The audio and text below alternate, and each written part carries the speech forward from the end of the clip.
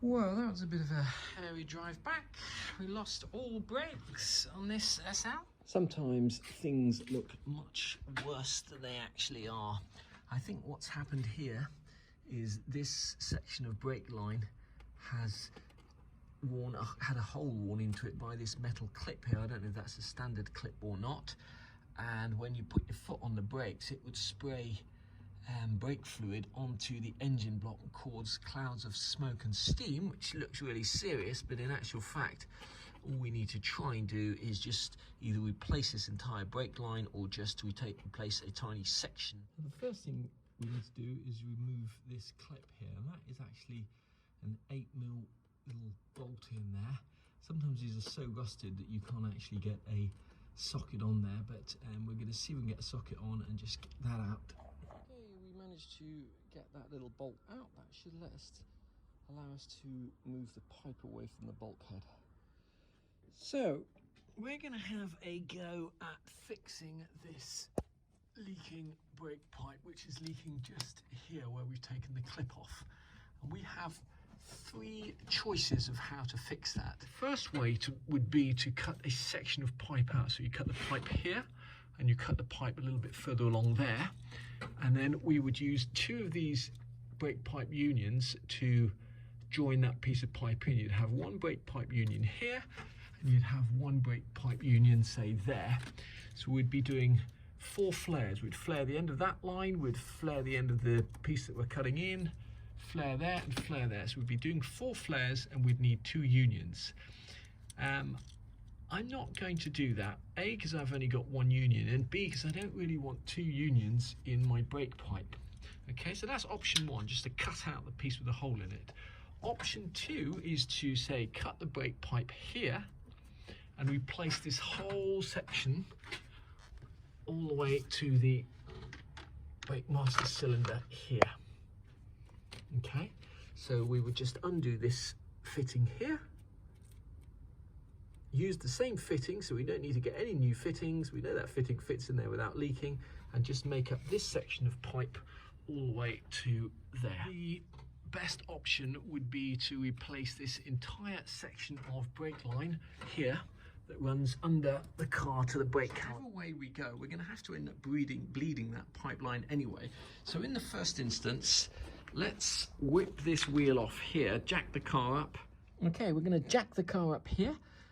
These frame rails here can be quite rotten on an old SL, so we're using a piece of wood to spread the load, and we're going to actually support the car across the frame rail as well. The reason being that this car's had new sills, and obviously the actual jacking points here, I don't know how solid they are. Usually we would just support the car across here with a cut-out piece of wood, but when we tried doing that, that piece of wood cracked because this seam here is much thicker than it would normally be because of the way they've welded it. So we're just going to support the car here, and that will allow us to whip that wheel off. Using our new best friend, it will take us just a second to whip these wheels off. Before we do anything else, we're just going to give that a little blast with some penetrating fluid there, and also on the other side here, because I know from experience the chance of getting those undone after 40 years or however long is quite slim. This is what we're using here, plus gas.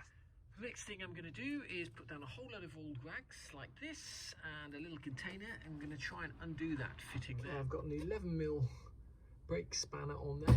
I'm going to undo this. I'm expecting brake fluid to start leaking down. Almost out. Okay. Well, that's a bit surprising.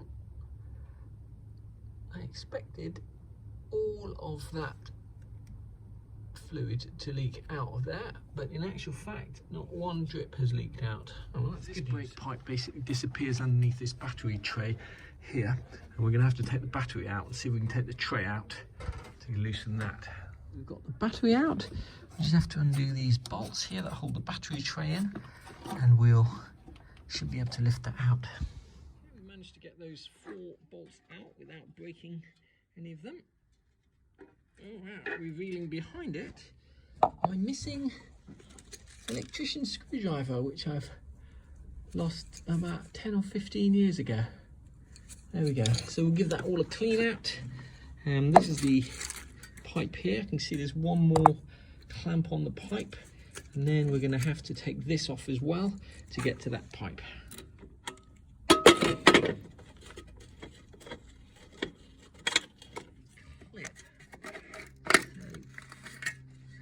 Like so. Once again, you've got to do that carefully so you don't break it. These bits of rubber protection here, here and here, make a careful note of where they go, because when we make the new pipe up, we're going to have to replace those. So they should just lever up like so. We are now going to try undoing this fitting here. Once again, I don't think I've ever undone one where it hasn't just simply sheared, but there may be a first time for everything. So we've got a little bit of cloth under there and a little container to catch the brake fluid. So let's just try loosening that and seeing how that goes. Wow. Amazingly, that seems to have actually loosened without completely breaking off. Starting to come out. Pipes are high pressure pipes, so I would always advise wearing eye goggles when you're doing this, just in case you get a face full of brake fluid. It's unlikely in this case, but it's possible. Amazingly, that came out. So we've just got to take this rubber fitting here out now.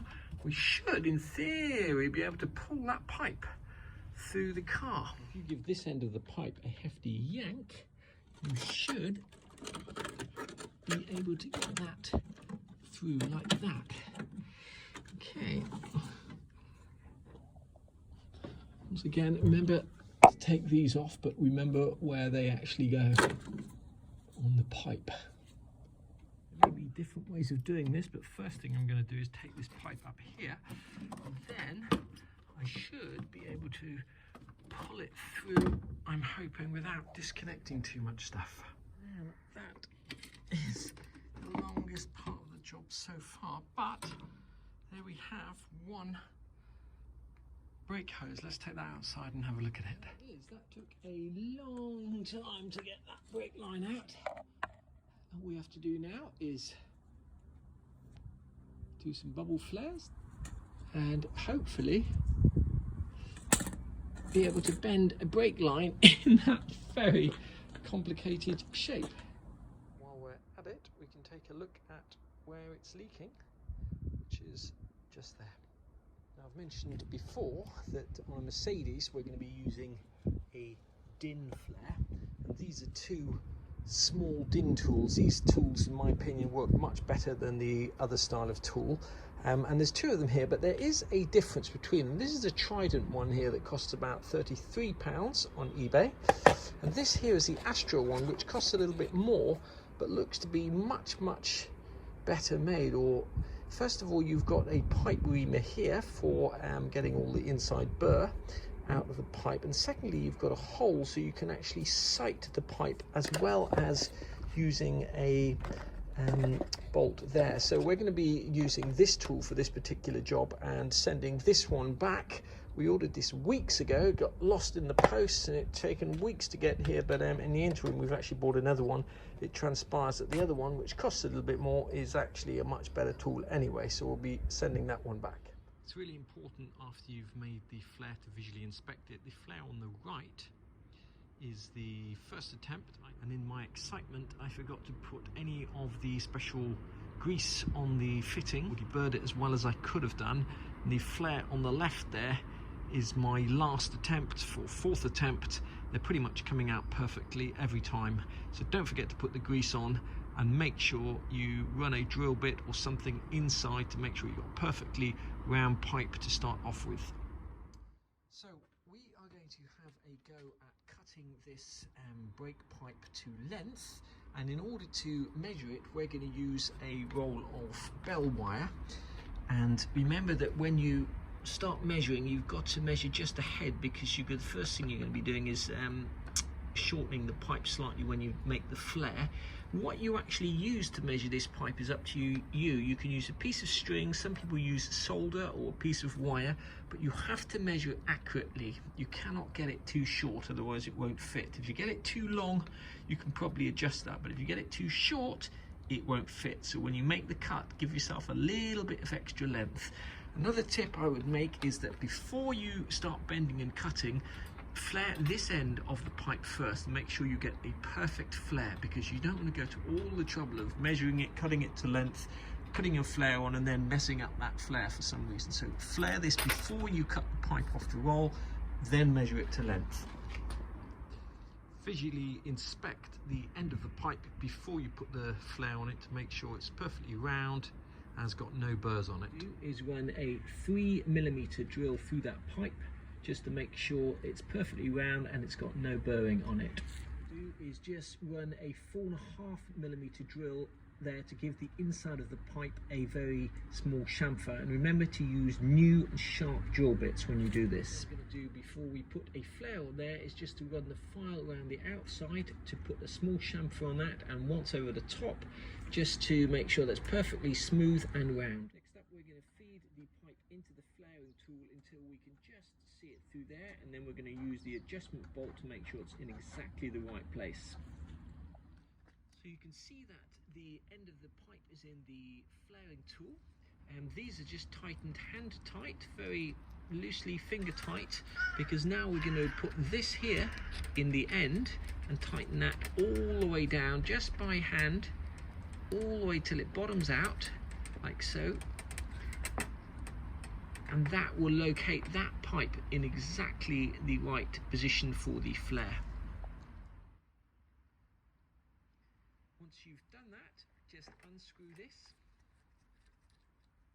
and then tighten these up with a small socket so that the pipe can't slip. If you're in any doubt the pipe's going to slip, put a little piece of Tipp-Ex or black marker pen at the end, and that will verify that the pipe hasn't slipped. Just going to tighten that up using a small socket. Doesn't have to be over tight. Never seen one of the pipes slip in one of these tools yet. These two bolts and located the pipe. The next thing to do is to put some special punch grease on this tool. You do not need a lot of it, just need to dab it in the end. That will really improve the quality of your flares. And the next thing to do is just to screw this into the end there. Start off finger tight. Okay, and then you're going to tighten this up with the socket whilst holding the handle. One hand, unfortunately I broke my camera stand, but we're just going to tighten this up until that nut bottoms out. Once you've tightened that nut up as far as it will go, you'll feel it bottoming out. Then just loosen it, take these two nuts out, and that will be your flare done, hopefully.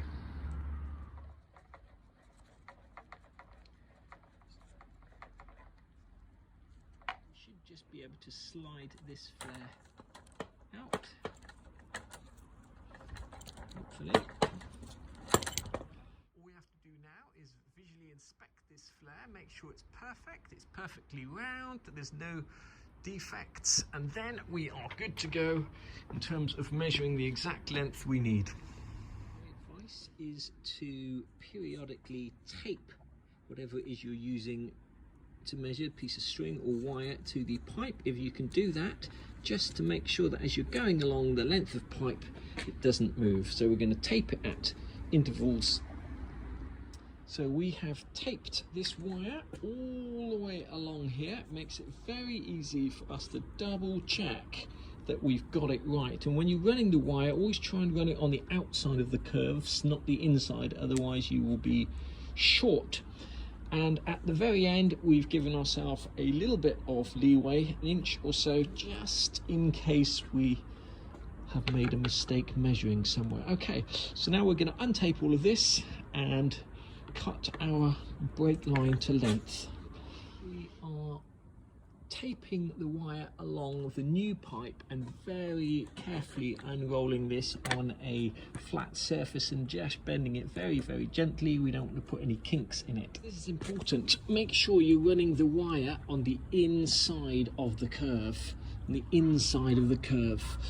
Okay, not the outside of the curve. If you run the wire on the outside of the curve, you'll cut the pipe and find it's too short. Okay, once again, we're going to give ourselves plenty of leeway and cut the pipe about here. Okay,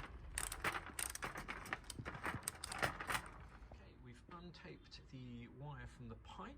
Now the very next thing we're going to do is actually slide on the two union fittings, so the two male fittings, onto the newly cut pipe, because there is nothing worse than going through the whole process of bending the pipe only to realize that what you should have done is put on the fittings first, because once you start bending the pipe you are not going to be able to get the fittings on thereafter.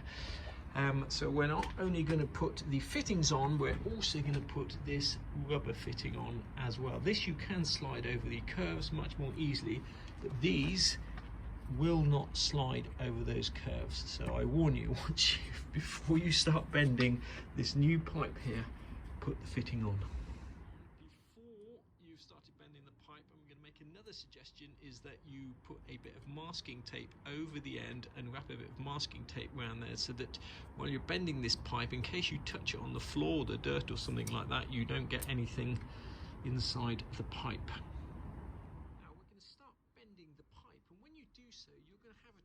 Of which shape to start bending first, either the very sharp curve like that or the more gentle curve like that. And what you've got to remember is that you're going to have to get the brake flaring tool onto the end of the pipe, and you're going to have to get that fitting onto it before you flare it. Okay, so my advice would be to start with the sharp end. Start bending the sharp end, because you've already got the fitting on, and then you're not going to have to worry about whether or not you can get the brake flaring tool on and the fitting on and get that curve. So we're going to start bending this sharp end first.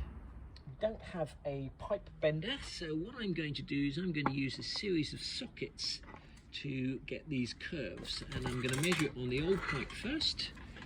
This socket here looks to be about right, and then we're going to bend the pipe, the new pipe, around the socket.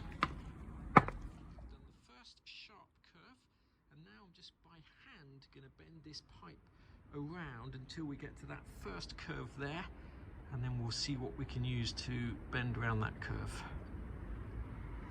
This curve pretty much fits the profile of a standard rattle can or spray can, so that's what we'll use as our template for that curve.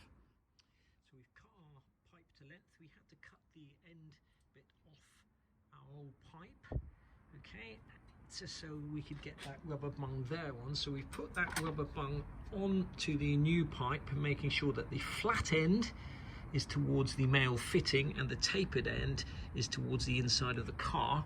Now before we flare the end, first of all we've got to put on our male fitting, which we'll do right now.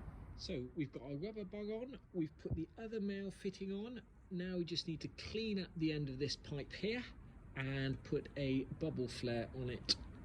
The first thing we're going to do is clean out the inside of that pipe with a drill. I'm not going to do that on camera. Then I'm going to switch the drill bit over for a larger one, just to give us an inside chamfer. I'm going to use a 4mm drill bit for an inner chamfer, and then we're going to finish that off with a flat file.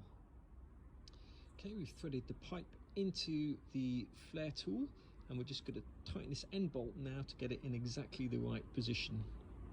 Always remember to put the special punch grease on the end of the tool. Don't need too much of it, but that really does determine whether you're going to get a good flare or not. Just need to tighten this up now with a socket all the way, and that should be our flare done. We've tightened that up as far as it will go. All we have to do now is loosen that off.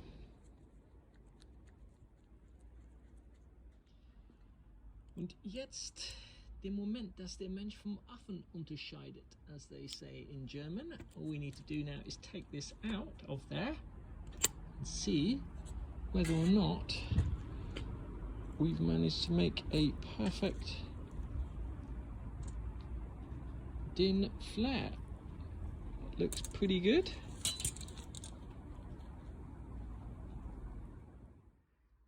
I've been super impressed with this tool, and I'll leave a link at the end of the video to where we got it from. I think we paid just over £34 for it, including delivery.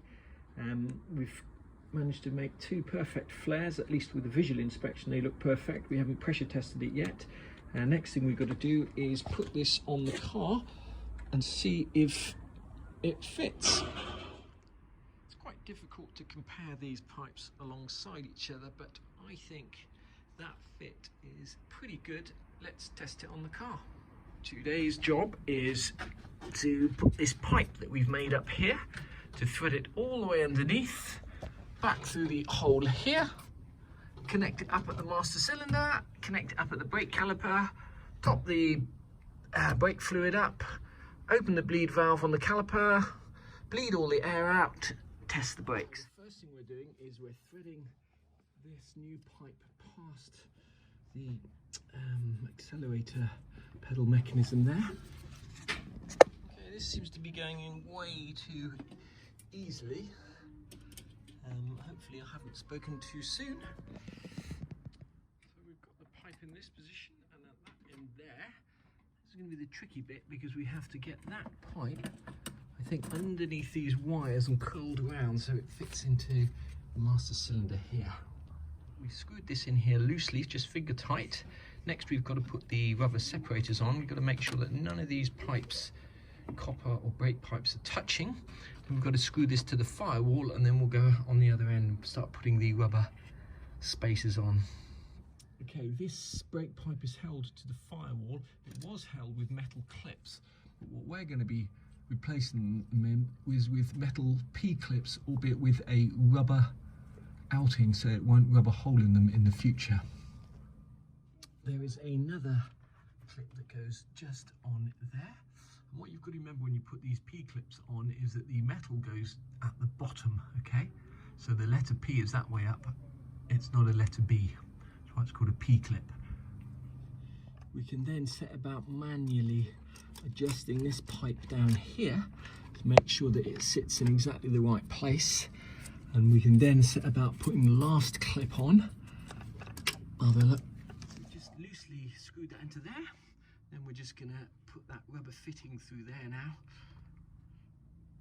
We've put that fitting in there. We can just bend that pipe slightly to make it central, but that's not touching any metal now. Pipe against the firewall here with a rubber clip. All of these brackets are back in now. Metal pipe is not touching anything. I'm going to leave the video here. I'm quite pleased with how that's come out. We've put in a brand new brake pipe. All the bending worked fine. We haven't pressure tested it yet, because I think what I'm going to do in the next video is actually swap out that brake master cylinder there, take out the brake booster and repaint it, get rid of all of that rust, and while I'm at it, sort out the battery tray and all the area underneath it. So I think we'll do that in a separate video. Just before we conclude this video, I want to give you an example of how not to do brake pipes. This is a different car. You can see someone's done these brake pipes in copper, which is fine. What isn't fine is the way that they've routed the pipe, because this pipe is actually crossing over here, and these two pipes are touching, and over time the engine vibration could easily cause a hole to be rubbed into those pipes. So if you are doing your own brake pipes, the brake pipe shouldn't be touching any other metal. They should just be touching the brake master cylinder and the calipers on the other end, and should be held in with rubber clips. We bought the brake flaring tool from Astra Tools. These guys here paid £34.95 delivered, and that is an excellent tool which I would thoroughly recommend if you're doing any brake work on a Mercedes. We got a couple of these rubberized P-clips here from these guys here off eBay. It cost us £2.82 delivered. We used a laser mini ratchet brake pipe cutter to cut the pipe. Cost us £22.79 from Machine Mart. Have to say, not really that impressed with the quality of the cut from that tool, although it is very small and would allow you to repair pipes in situ if you needed to. The brake line from German, Swedish, French car parts, GSF car parts, cost us £28.32 for the Cooper nickel or copper nickel brake pipe, the stuff that doesn't rust, 25-foot roll Savile brake tubing. If you look on their website, you'll never be able to find it. The only thing they advertise is the copper braked pipe, which is obviously cheaper. But if you ask them, they do actually sell the other stuff, but not all the salespeople know about it. They also sell various brake fittings and unions, although these are 10mm, not 11mm, as you'd find on an SL.